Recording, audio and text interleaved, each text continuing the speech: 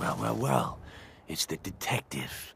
Tracking down another wayward husband to his mistress. Why? Someone stand you up? You trying that, what do you call it? Evasive language on me? And who are you, huh? Valentine's new dick in training? We're hiring, but I don't think you'd measure up. Don't be like that. You just got the look of someone who's in the market for a little insurance. Unless it's keep dumb assholes away from me insurance, I'm not interested. Now don't be like that. I think you're gonna like what I have on offer. You hand over everything you got in them pockets, or accidents start happening to you. Big, bloody accidents. Whoa, time out. Nick Valentine makes a rare visit to town, and you're hassling his friend here with that extortion crap? Good to see you again, Nick. Hancock? What do you care? She ain't one of us. No love for your mayor, Finn? I said let her go. You soft, Hancock. You keep letting outsiders walk all over us. One day, there'll be a new mayor. Come on, man. This is me we're talking about. Let me tell you something. Now, why'd you have to go and say that, huh? Breaking my heart over here. You alright, sister? You're a ghoul? That's right. Like my face. I think it gives me a sexy King of the Zombies kind of look. Big hit with the ladies. Listen, a lot of walking rad freaks like me around here. So you might want to keep those kinds of questions on the low burner next time. Good neighbors of the people, for the people. You feel me? Everyone's welcome. Sounds like anarchy. The best kind of anarchy. Embrace it, and maybe one day you'll call this little slice of chaos home. So long as you remember who's in charge. Hey, let me ask you something. Is something wrong? Well, I sort of had the same question. It's just, with everything that's happened with you and your family, it's a whole hell of a lot to process. I wanted to make sure you're holding up all right. I don't know, Nick. My family's in tatters. I've been dropped into this place where everything's trying to kill me. You tell me. Well, I'd expect you to feel lost, scared, and mad as hell. I sure did. Took me a long damn time to get a feel for this place. Thank goodness I found Diamond City. It's got its flaws, sure, but it beats the hell out of anywhere else in the Commonwealth. Of course, when I took up there back when, people were just as scared of the Institute as they are now. Maybe more. The massacre of the CPG was still pretty fresh in people's minds at that point, and folks were still losing sleep over the broken mask. Plenty of people assumed I was just a saboteur, moving in to melt down the reactor or poison the drinking water. But at the time, they couldn't exactly turn me away.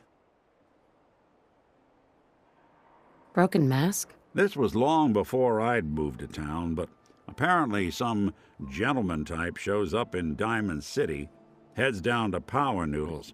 Guess he didn't like the food because he pulled his pistol and opened fire on the folks enjoying theirs. When security finally put enough holes in him to drop him, they say he was full of servos and sprockets, just like yours truly. Seems he malfunctioned, went berserk. It was the first time people realized that synths had stopped looking like me and started looking like them. Considering what these folks went through, I felt real lucky they let me in the front gate at all. Massacre of the CPG. What's that? The Commonwealth Provisional Government. Years back, a group of settlements tried to get together and form a coalition. Every settlement with even a hint of clout sent representatives to try and hash out an agreement. Only the Institute sent a representative of their own, a synth. The man killed every rep at the talks. The Commonwealth Provisional Government was over before it even got off the ground. I took up in town not long after. I was damn lucky they didn't just tell me to scram right then and there.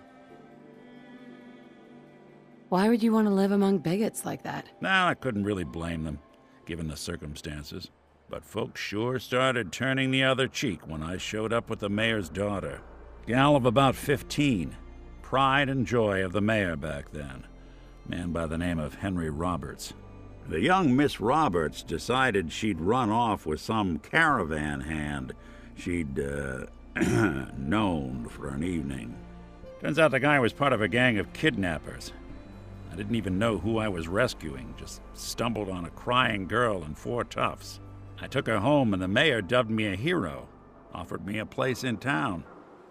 Lots of folks protested, said I was a spy, but he wouldn't have it.